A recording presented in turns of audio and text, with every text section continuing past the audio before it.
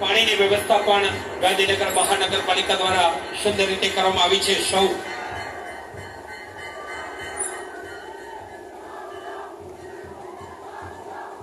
રાષ્ટ્રધ્વજની મર્યાદા અને સન્માન જળવાય એવી રીતે સૌના હાથમાં ધ્વજ છે એ આપના નિવાસ સ્થાને લઈ જશો અને એને સન્માનપૂર્વક આપના નિવાસ સ્થાને અથવા આપના ધંધા રોજગારના સ્થળે એને પ્રસ્થાપિત કરશો એવી નમ્ર વિનંતી છે।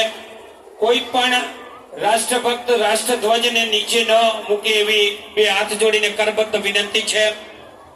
સૌ રાષ્ટ્રધ્વજ આપના ઘરે જે લઈ જવાના છે આપના ધંધા રોજગારના સ્થળે અથવા આપના નિવાસ સ્થાને એને યોગ્ય રીતે પ્રસ્થાપિત કરશો એવી કરબદ્ધ વિનંતી છે।